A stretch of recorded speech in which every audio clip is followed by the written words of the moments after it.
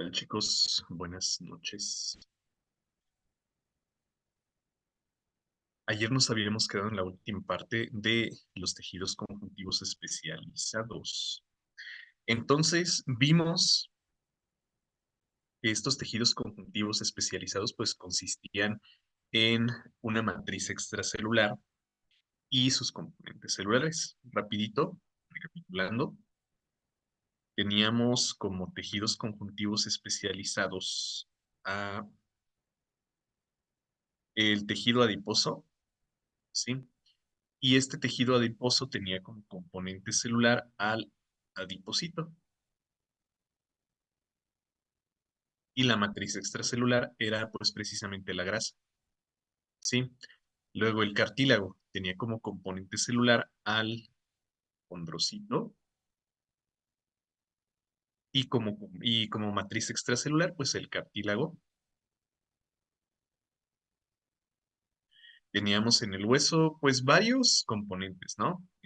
Pero principalmente los osteoblastos y osteocitos. Y la matriz extracelular pues era el colágeno y el fosfato de calcio, ¿sí? Y bueno, pues sí vamos a empezar precisamente con el tejido conjuntivo hematopoyético, que es la sangre, ¿sí? Y vamos a ver exactamente lo mismo. Vamos a estar revisando exactamente lo mismo, que tiene sus componentes celulares, ¿sí? Así como todos los demás, y tiene su matriz extracelular, ¿sí?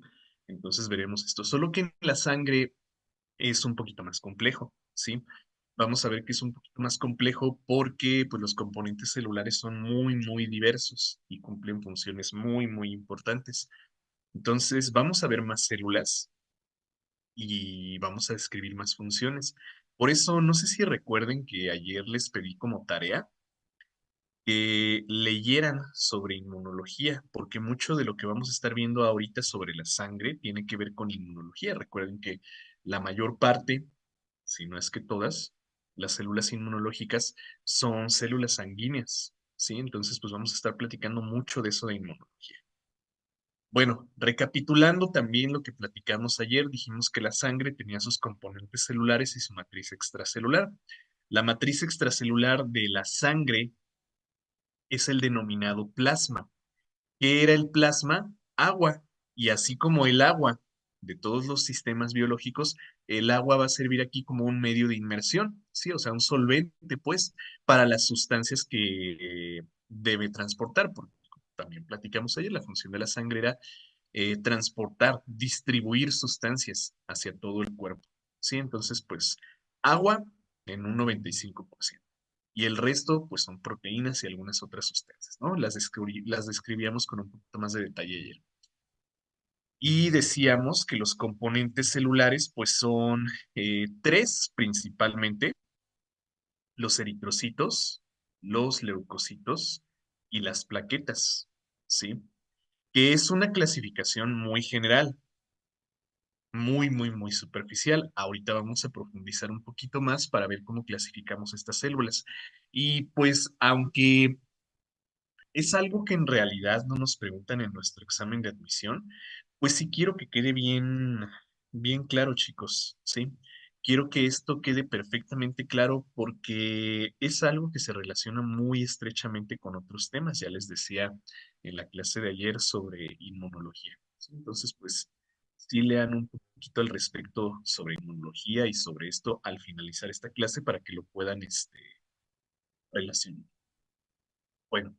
Entonces, pues aquí está en texto, ¿no? Lo que platicábamos ayer sobre el plasma, el contenido de plasma, de proteínas, perdón, en el plasma y de electrolitos y otras sustancias. Ahí lo dejamos para que lo lean después.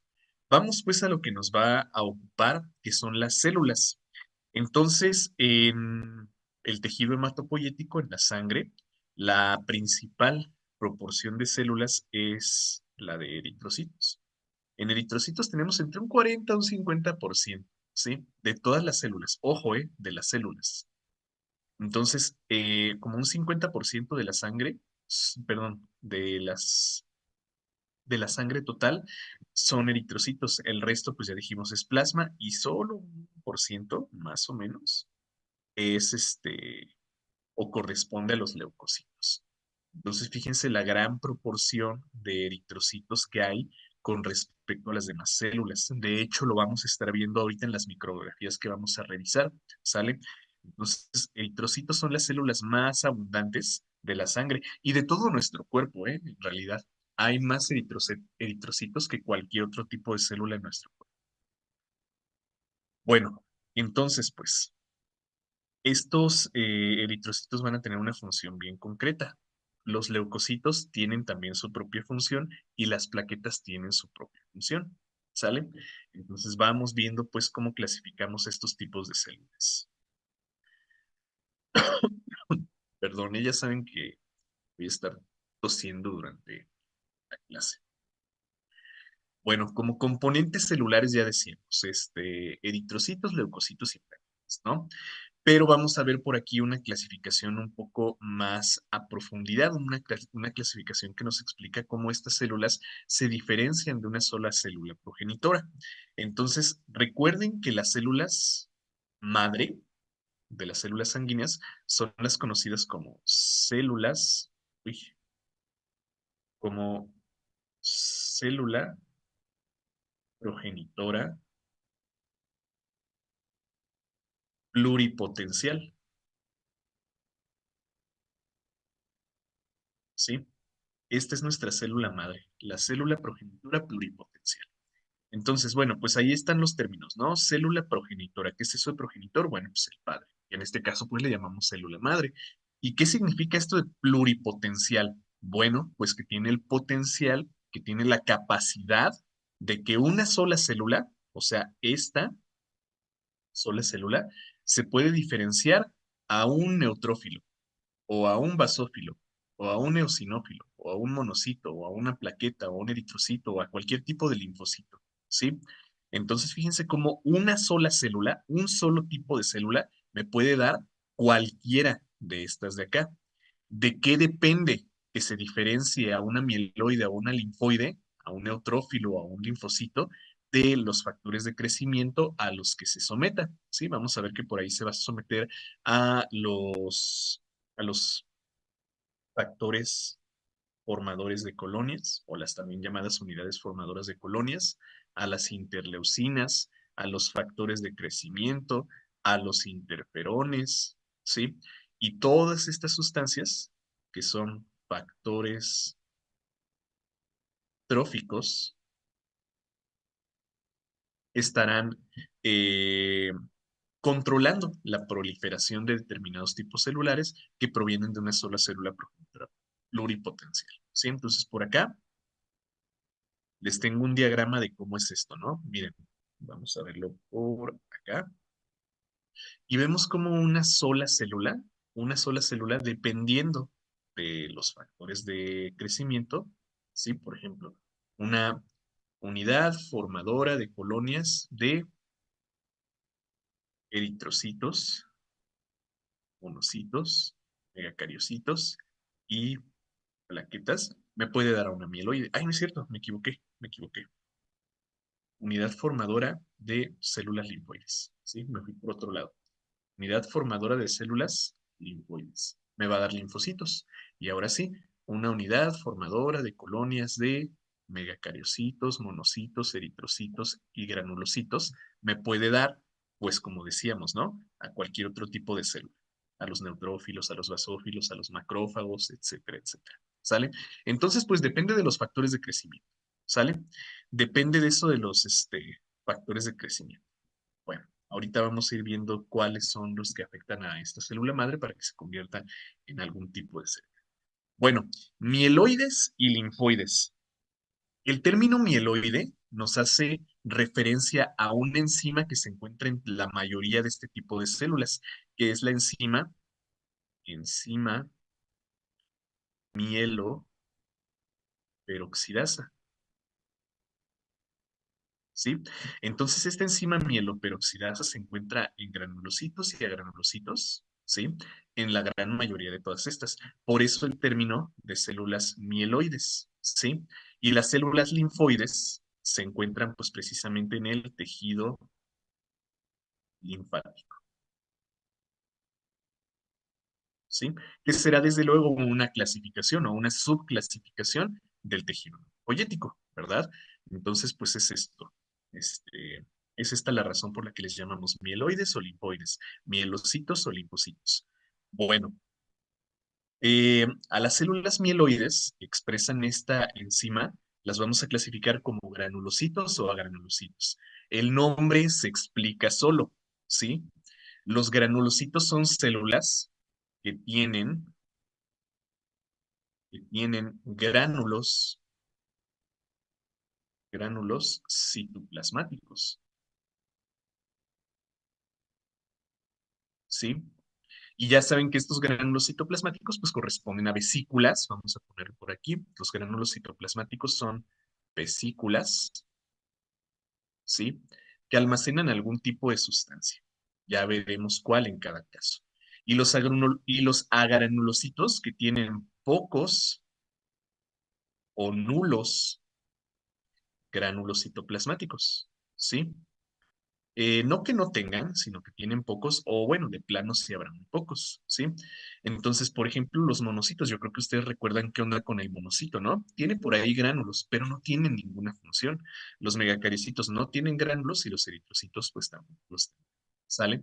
Entonces, pues de ahí esta denominación, granulocitos, los que tienen gránulos citoplasmáticos. A granulocitos tienen pocos o ningún tipo de gránulos, ¿sí? Y los linfocitos, pues bueno, a estos los vamos a clasificar como linfocitos B o linfocitos T, dependiendo del sitio donde madura cada uno. Yo creo que ustedes recuerdan que los linfocitos B toman la denominación de B por la médula ósea, ¿sí? Médula ósea. Y los linfocitos T toman su denominación por el timo, el lugar donde madura, ¿sí? Linfocitos B en la médula ósea, linfocitos T en el timo. ¿De acuerdo? Bueno, ahí está, chicos. A ver, hay algunas preguntas aquí en el chat. Vamos leyéndolas para que no se nos pase. ¿Los eritrocitos son los glóbulos rojos? Sí, a los que antes se les llamaba glóbulos rojos. Ya no utilizan ese término de glóbulos, ¿no? Ya sabemos que son células. Y precisamente el término cito, ¿sí?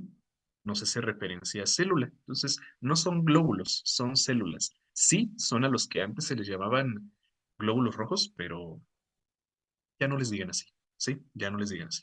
Y bueno, el término eritro, pues hace referencia a rojo. Ahorita vamos a ver por qué son rojos. ¿Es cierto que el mieloide es innato y el linfoide es adaptativo? Sí, sí, de hecho, no, fíjense que nunca lo había clasificado de esa manera, pero sí podríamos verlo así, exactamente. Vean que todas estas células, todas, bueno, las que tienen pues función inmunológica, son células que funcionan sin necesidad de algún estímulo, ¿sí? Ya saben a qué me refiero con estímulo, ¿verdad? No se les tiene que presentar pues el antígeno, actúan de manera espontánea. Y los linfocitos B o T, sean cual sea, pues estos sí.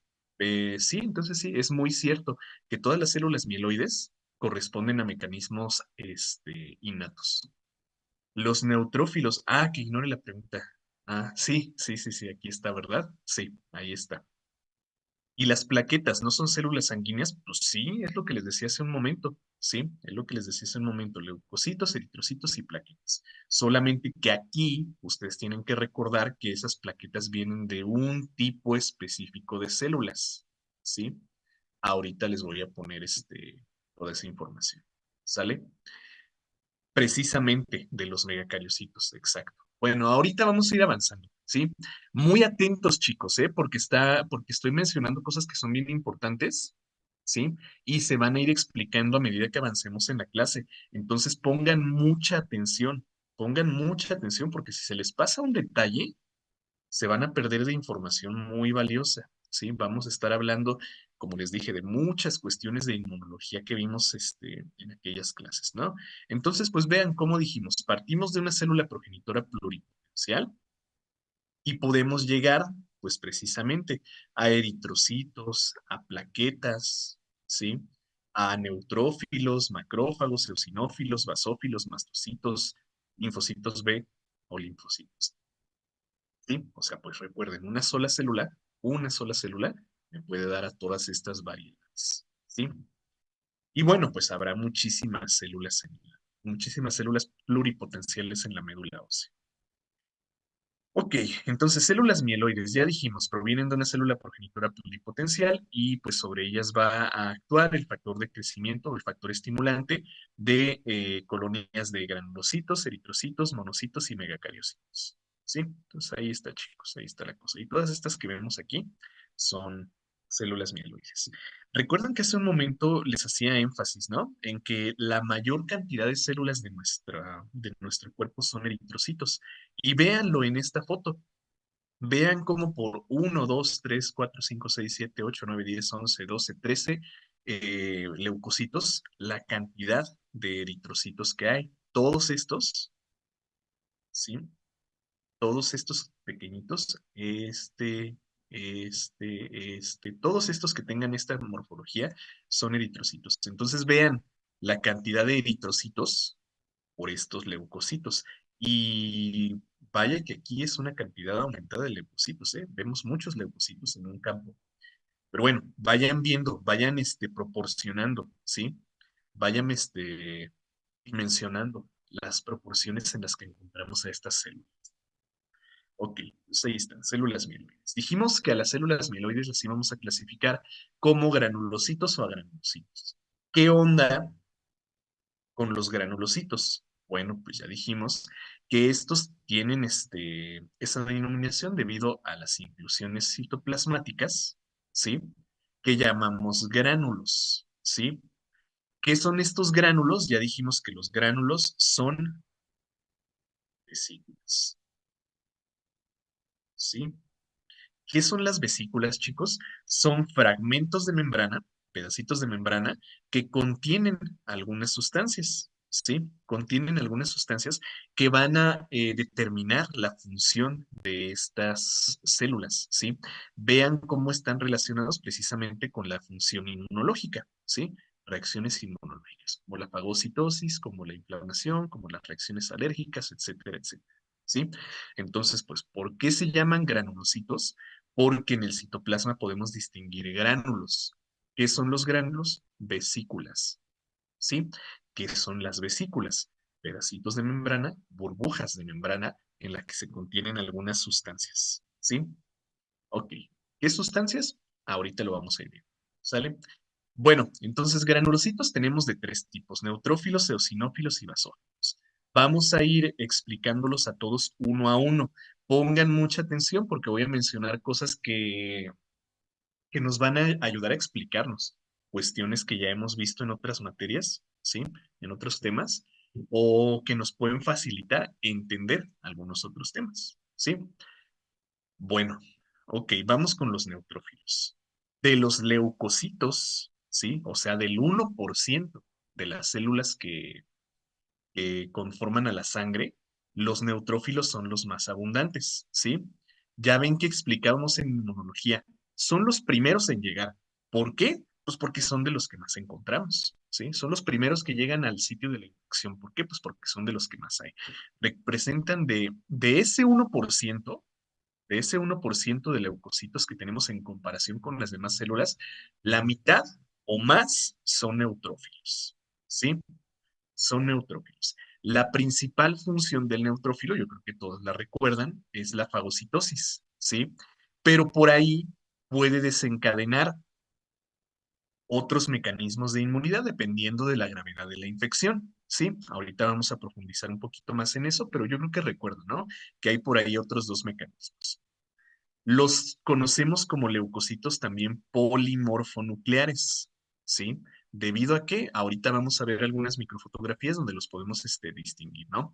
Entonces, debido a la morfología del núcleo, debido a que los podemos encontrar en dos morfologías diferentes, los llamamos polimorfonucleares, ¿sí? Son células relativamente chiquitas, ¿sí? Y vamos a ver que en su citoplasma abundan muchos gránulos, de ahí que los clasificamos como granulocitos, ¿sí?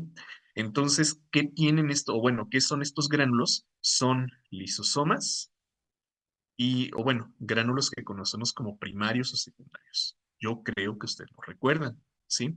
¿Recuerdan de inmunología? A ver, entonces, vamos a poner todo esto en, ¿sí? Vamos a poner todo esto en común. Vamos a verlos por acá en la micrografía, ¿sí? A ver, entonces, aquí chicos, nosotros podemos ver a un neutrófilo, ¿sí? Ya les había platicado, ¿no? En algún momento que el tipo de tinciones que utilizamos aquí para estas microfotografías dependen del pH de los componentes celulares, ¿sí? Entonces se utiliza un colorante ácido y un colorante básico se va a unir a los componentes ácidos o básicos de las células, dependiendo de su pH, ¿no? Entonces, ¿qué nos dice el término neutrófilo? Neutrófilo. Pues que los componentes de interés en este neutrófilo son de un pH neutro, o sea, cercano a 7, ¿no? Bueno, por eso fíjense que los gránulos, o sea, sí son evidentes, ¿no? Sí vemos ahí pequeñas granulosidades en el citoplasma, sí vemos granulitos, pero no vemos que se pinten muy intensamente, como sí lo hacen los eosinófilos, miren, y ni qué decir de los basófilos, ¿verdad? Aquí sí se pintan. Los de los neutrófilos, no tanto, ¿sí? No tanto. ¿Por qué? Pues por el contenido. Dijimos que, bueno, ahorita regresamos a esto del contenido. Vamos a explicar primero lo de su denominación, pero para esto, déjenme ponerles otras imágenes, ¿sí? Porque ahí nada más estamos viendo una sola morfología de prófilos. Quiero que vean las otras dos. Bueno, las dos en realidad. Ahí voy, ¿eh?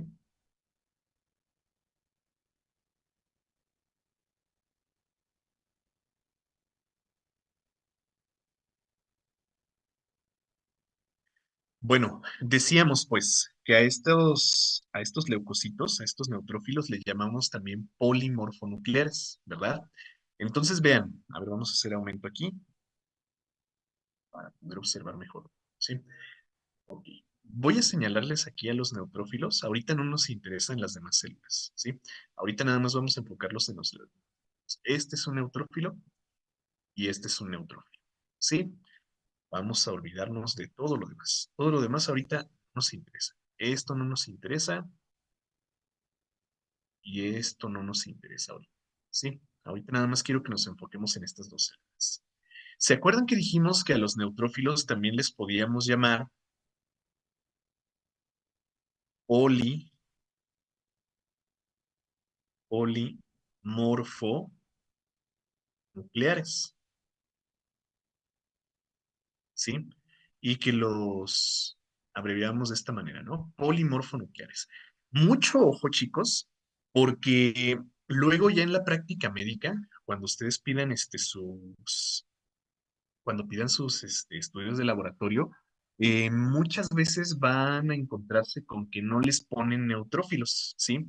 Luego en el reporte de laboratorio le pueden poner nada más así, ¿sí? O llamarles polimorfonucleares. Entonces, mucho ojo porque luego es un dato diagnóstico, ¿eh? Un dato diferencial para su diagnóstico. Entonces, no siempre les van a poner neutrófilos. Hay laboratorios en los que todavía les llaman polimorfonucleares o los abrevian de esta manera, ¿no?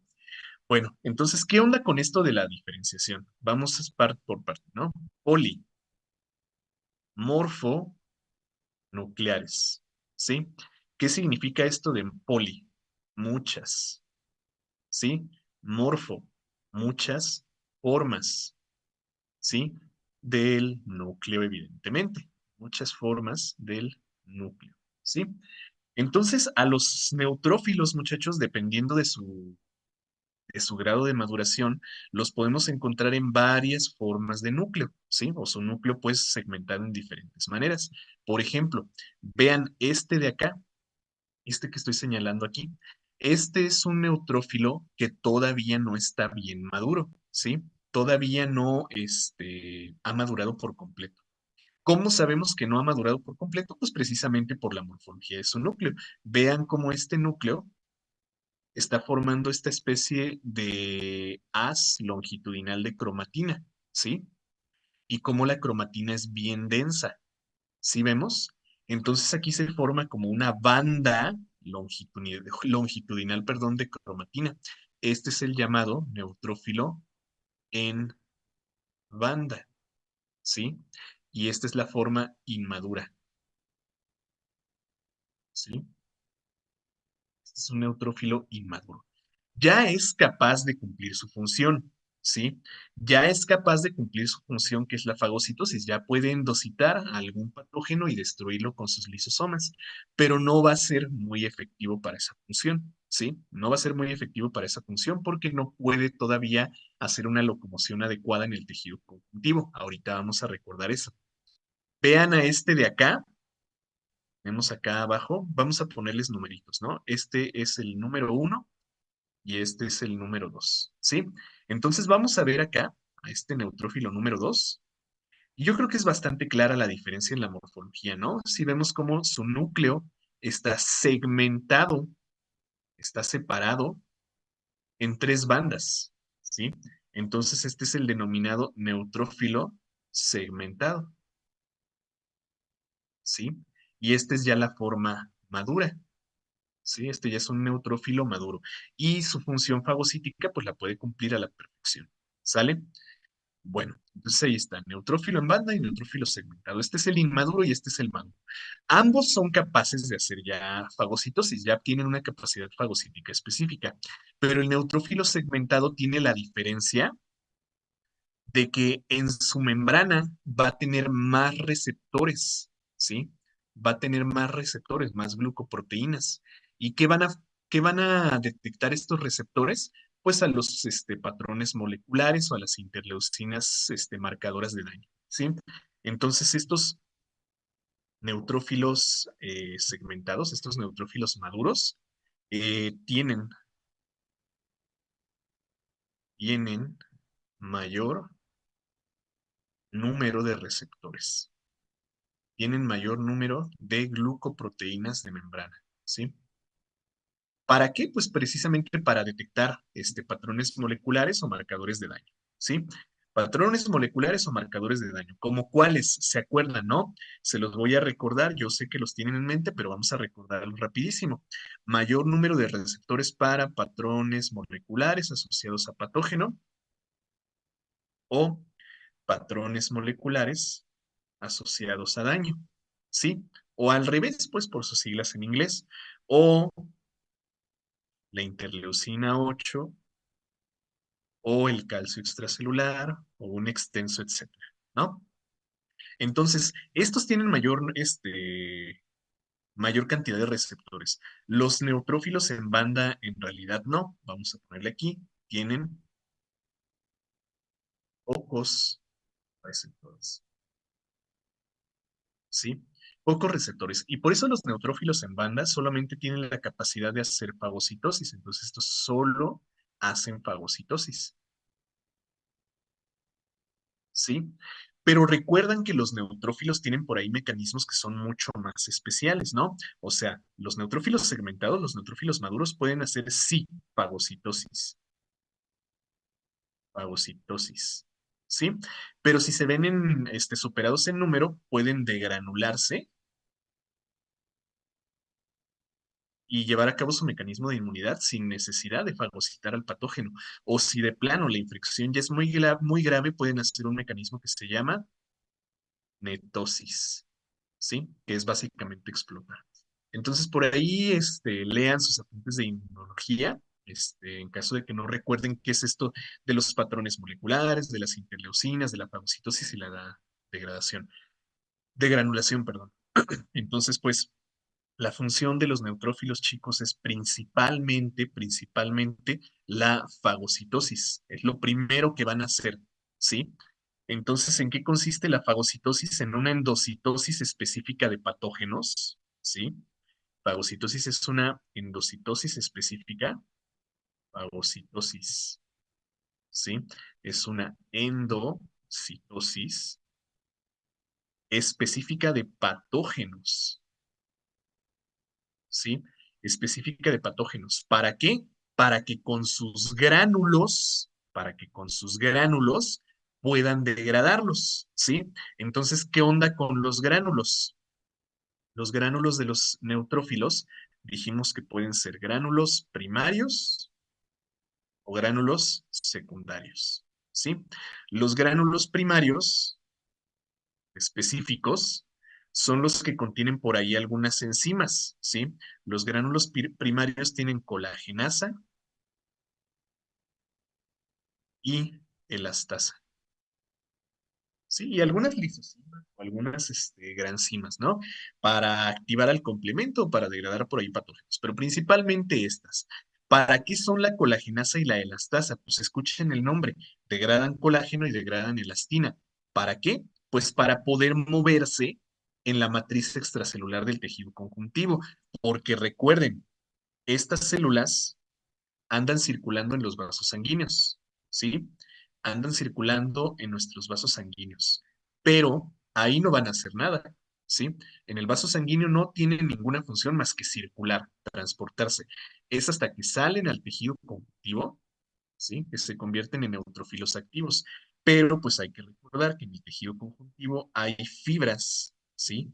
Fibras que pueden ser muy densas y que para moverse en esas fibras densas, pues tendrán que degradar. Y para eso precisamente tienen las enzimas colagenasa y elastasa. ¿Sí? ¿Y qué onda con los gránulos secundarios? Pues los gránulos secundarios no son otra cosa más que lisosomas. Bueno, y peroxisomas. ¿Sí? Entonces, ¿para qué lisosomas y peroxisomas? Pues para degradar al patógeno que hayan fagocitado, ¿sí? Porque, repito, la función principal de los neutrófilos es la fagocitosis, ¿no? Nada más que ya por ahí nosotros vamos a tener una proporción diferente de este tipo de células, ¿sí? Entonces, bueno, pues ahí tenemos a este tipo de granulocitos. Entonces, otra vez, ¿por qué les llamamos granulocitos? Porque tienen gránulos citoplasmáticos. ¿Qué función tienen sus gránulos citoplasmáticos? Principalmente la fagocitosis. Pero ya vimos que dependiendo de su grado de maduración, pues pueden cumplir por ahí funciones que son un poco más complejas, ¿no? Un poco más efectivas. A estos ya los explicamos muy, muy extensamente en el tema de inmunología. ¿Sale? Entonces, bueno, ahí está la cosa con los neutrófilos, chicos. Les repito, si quieren profundizar un poquito más o si quieren recordar la cuestión de estas células, vayan a su clase de inmunología. ¿Sale? Entonces ahí están, neutrófilos. ¿Por qué se llaman polimorfonucleares? Porque tienen varias morfologías de su. Por ejemplo, este que estamos viendo aquí en la micrografía, ¿qué sería? ¿Segmentado o en banda?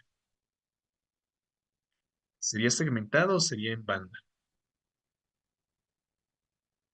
Este que están viendo aquí.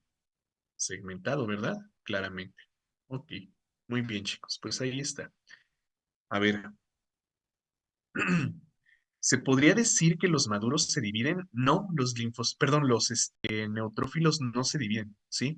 Ya una vez saliendo de la médula ósea, ninguna célula, con dos excepciones, pues, ninguna célula, además de los macrófagos y los linfocitos, se pueden dividir, ¿sí? Los neutrófilos no se dividen, no hacen mitosis saliendo de la médula, ósea, ¿sí? Bueno. ¿Qué onda con los linfocitos T? ¿Cuál era su función? Bueno, ahorita los vamos a tocar, ¿eh? Este, ahorita los vamos a tocar para que tengan por ahí su diferencia, pero ya hablamos muy, muy, muy ampliamente de la diferencia en linfocitos T y linfocitos B en inmunología, ¿eh? Ahorita los vamos a tocar otra vez, pero bueno, ahí está. Ahora vamos con los eosinófilos. Vamos acá al texto, ¿sí? Y vamos a ver qué onda con estos eosinófilos. Se llaman eosinófilos pues porque van a ser muy afines al colorante ácido de esta tinción que es la eosina, precisamente. Entonces, a los eosinófilos nos los destacan como leucocitos antiparasitarios, ¿sí? Porque lo que van a hacer es fagocitar, ojo, ojo, mucho ojo con lo que les voy a decir a continuación, fagocitar complejos antígeno-anticuerpo, ojo, fagocitan estos complejos, no al parásito, ¿sí? Mucho ojo con eso. Antígeno-anticuerpo. ¿Qué antígeno? La pared celular del parásito, porque recuerden que cada microorganismo tiene su determinante antigénico, ¿no? Entonces, el antígeno es la pared celular del parásito. ¿Y qué anticuerpo? A ver, yo sé que yo sé que son buenos en inmunología. ¿Cuál era el anticuerpo antiparasitario? ¿Cuál era el anticuerpo antiparasitario? Yo sé que son buenos en inmunología. Exacto. Ajá. Muy bien. El IgE. ¿Sí? Entonces, ojo, fagocitan al complejo del determinante antigénico y la IgE no fagocitan al parásito. ¿Me escucharon lo que dije? Para que luego no vayan a andar diciendo, ay, es que el profe de premedicina de los seminarios me dijo que fagocitan parásitos. No, no fagocitan parásitos, fagocitan el complejo del determinante antigénico del parásito y el anticuerpo que lo marca, ¿sí? Para que puedan ahí degranularse y poder destruir al patógeno, ¿sí? Que será el parásito. Entonces, ¿fagocitan al parásito? No, fagocitan al complejo antígeno-anticuerpo que los marca, que marca pues al parásito. ¿Sale? Bueno, a ver, entonces, los eosinófilos van a tener en sus gránulos por ahí algunas sustancias, ¿sí? Ahorita vamos a ver cuáles.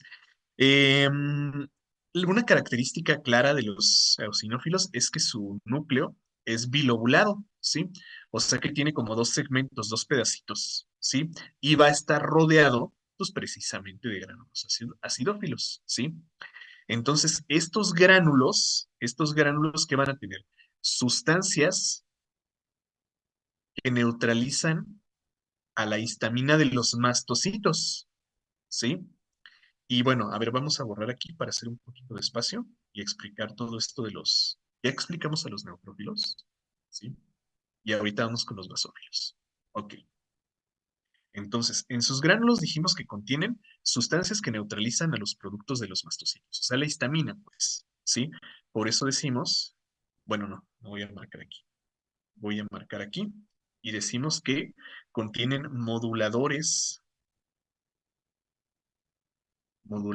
de histamina, ¿sí? Por eso decimos que son también antiinflamatorios, ¿sí?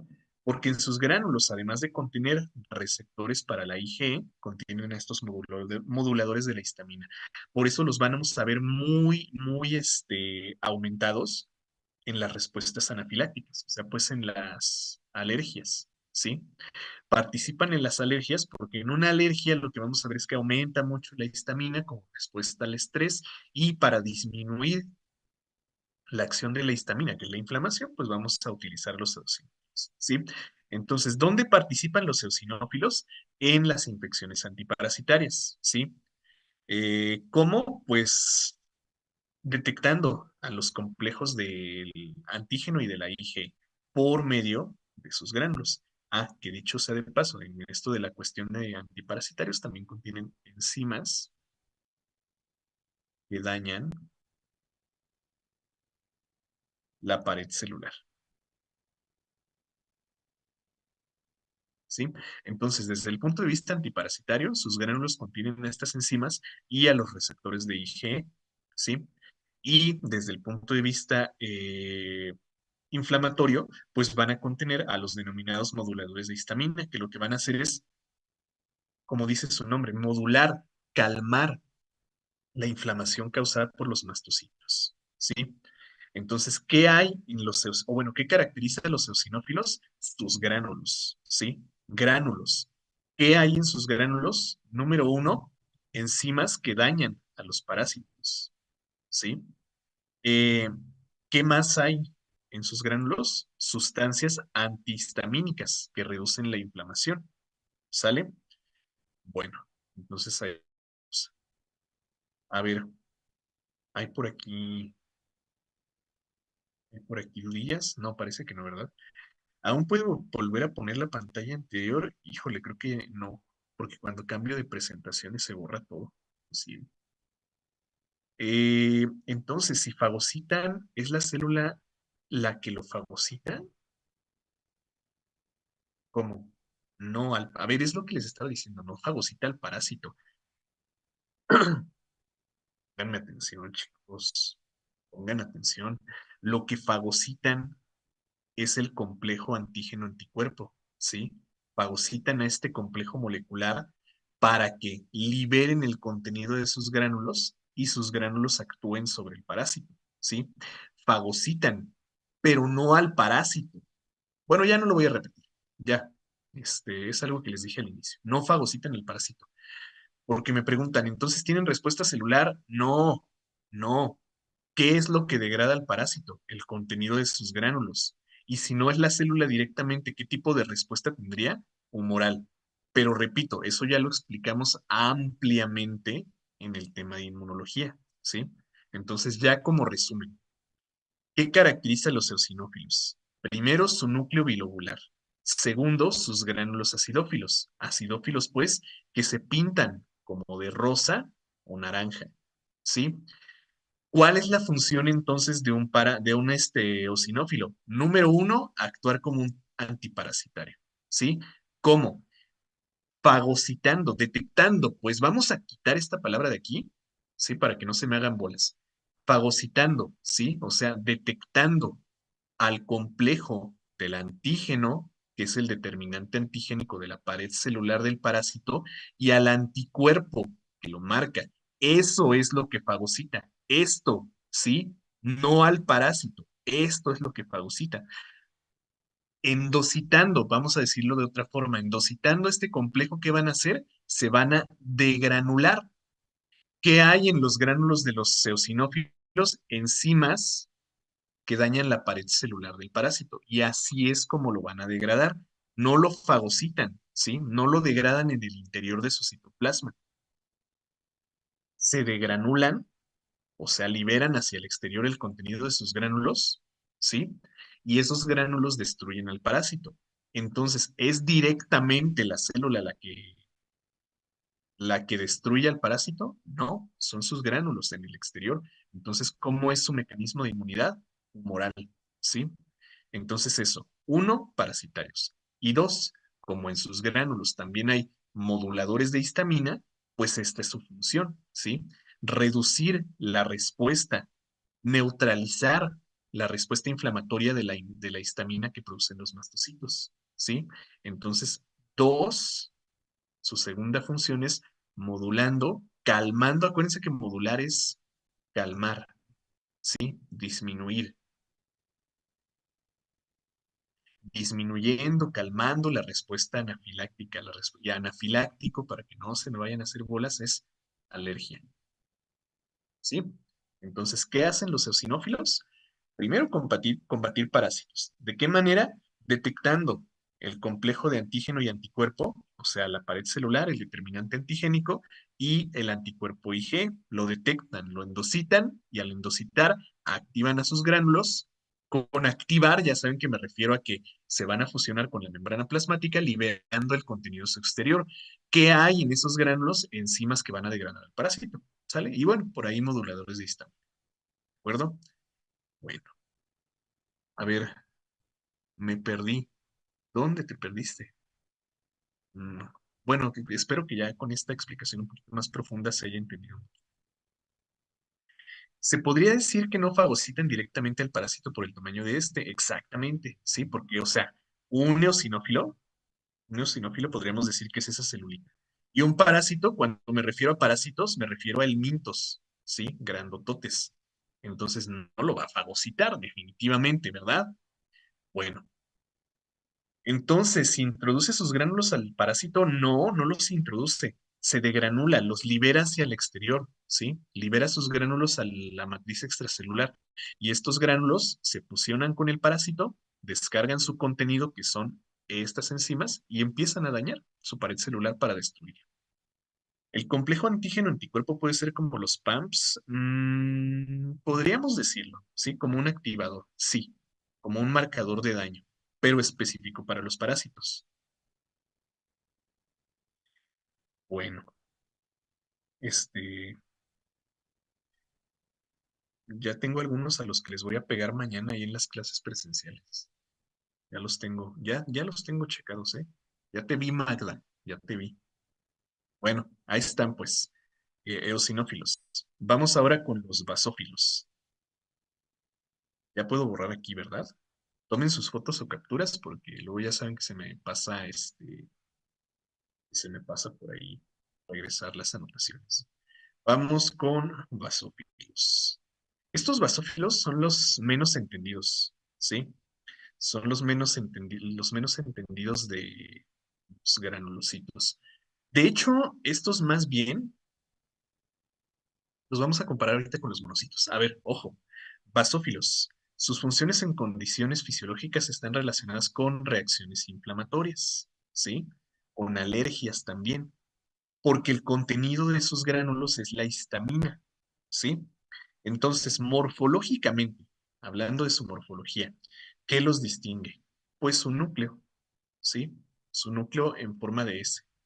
Pero pues este núcleo se va a ver tapado, cubierto completamente por la gran cantidad de gránulos, ¿sí?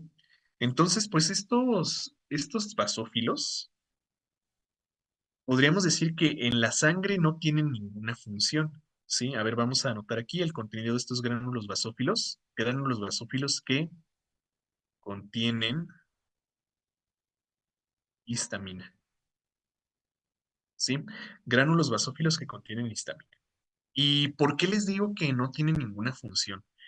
Lean cualquier libro de inmunología, de hematología, y van a ver que su función pues no está clara, ¿sí? No sabemos qué hacen los neutrófilos, ¿verdad? No sabemos qué hace el basófilo en condiciones fisiológicas. En el estado fisiológico no sabemos qué hace.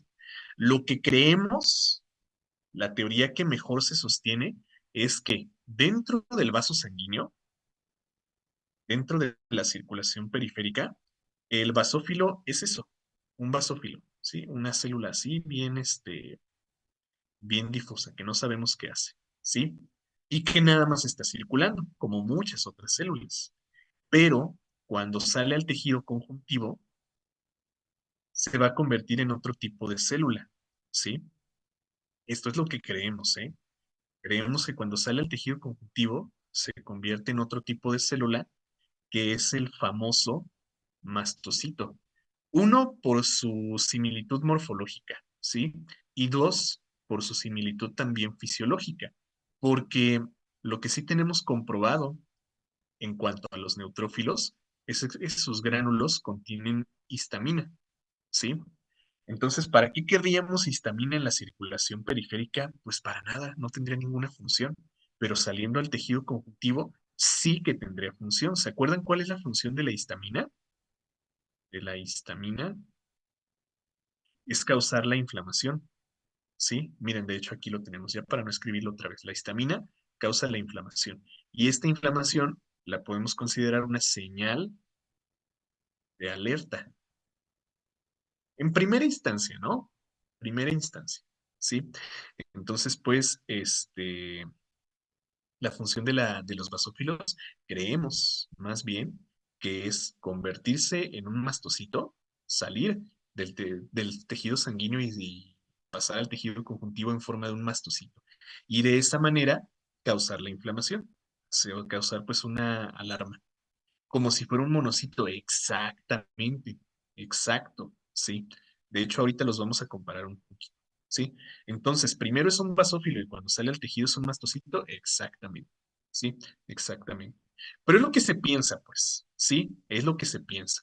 Es la teoría que mejor se sostiene. No lo sabemos, no lo sabemos con certeza, pero pues como les digo, miren, de hecho ahorita pongo las anotaciones otra vez, ¿eh?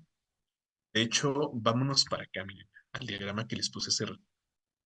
Si ven como un basófilo, algunos autores al basófilo lo ponen como el precursor del mastocito, ¿sí? Es lo que se piensa, ¿sale? ¿Qué se piensa? Entonces, ¿qué función tiene pues un basófilo en la circulación sanguínea? Ninguna. Pero cuando sale al tejido conjuntivo, ahí sí, ya se convierte en un mastocito y pues tiene esa función. Otra función es la liberación de agentes vasoactivos. Sí. ¿Qué es eso de agentes vasoactivos? ¿Qué significa agentes vasoactivos? Porque eso no me dice la gran cosa.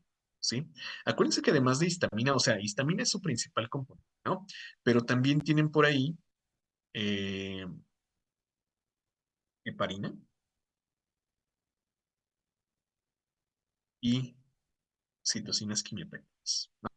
Entonces, la histamina lo que hace es causar un fenómeno que se llama vasodilatación, ¿sí?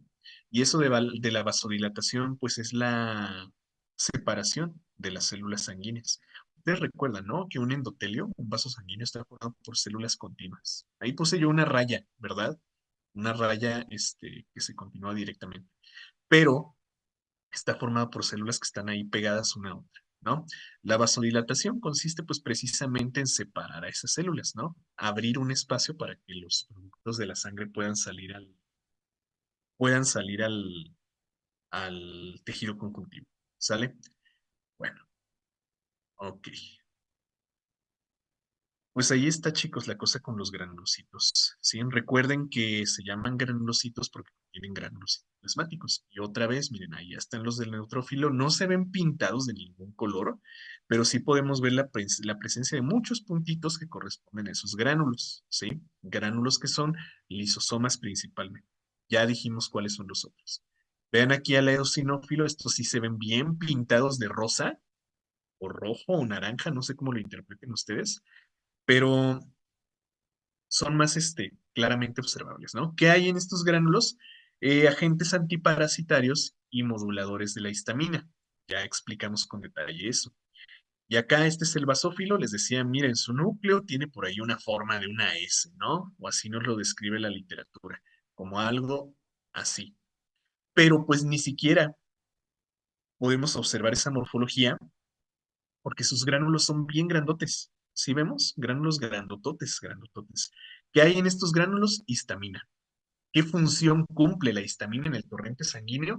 Ninguna, ¿sí? Entonces pensamos que más bien su función es circular en el torrente sanguíneo y salir al tejido conjuntivo para convertirse en mastocitos.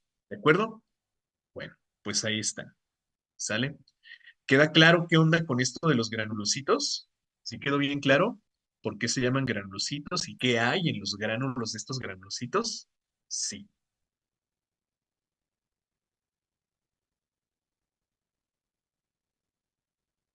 Ok, yo sé que sí.